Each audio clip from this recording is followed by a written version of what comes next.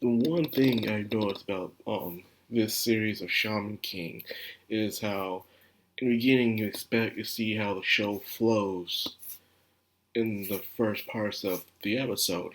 Then comes that second half or that end part, and then boom, out of nowhere you are just hit like a ton of bricks with this shocking revelation or something that you just did not see coming out of nowhere, which I do enjoy. But the way it flows makes it, natural. Not like they're just shoving it in there, but it flows natural. So I appreciate that out of the director, whoever it is directing the series, Shaman King. So I kudos to them on that. So the five warriors are pretty much finished facing their trials in a way. Quicker than I expect, but one. Yo, of course, the first one to go in, first one out, along with Choco Love. Then Rin and Horo Horo were struggling a bit, but they had help from Matamine in a way to give them advice on what to do. The one who struggled the most was Lifesark, because he wasn't supposed to be there, he had the biggest darkness in his heart. Because of that, he was there. And he's going through these harsh series of events as to be one of the five warriors. So his trial is probably the harshest one out of all five of them. So there you go. Meanwhile, you have Anna helping out fighting against Hal. That's right. And Hal reveals something for some reason. Hal can't look into Anna's heart, and it's really keeping him cautious because he's used to being in everyone's heart. So to see Anna not be like that freaks him out in a way. So seeing how a form of fear is very rare. We've already seen him cry. Now we see him in fear. So I guess the further and further Shaman King tournament goes, the more we start to see Hal peel apart. In a way like the onion layer of an ogre. With that being said, seems like Manta's father.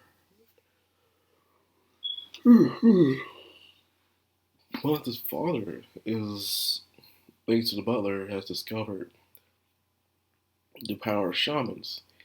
He was curious about things to his friend Yo.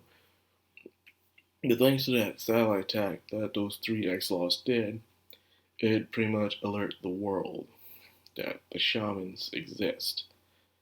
Thanks to that satellite attack. Now, people are going to come all over to find out what's going on and probably take that power for themselves.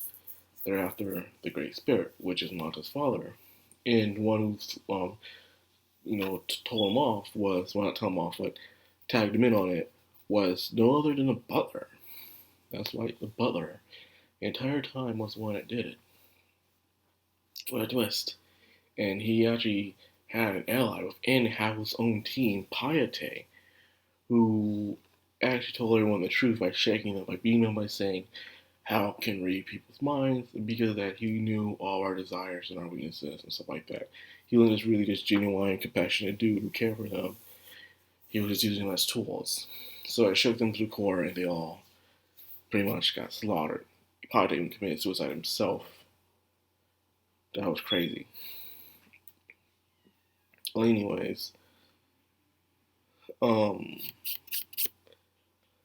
at the end, the three girls from Team Flower are running away, and they discover that they're already dead, and Hal is in the back edition.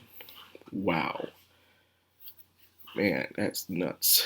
So now he wants to use their spirit power to power himself up.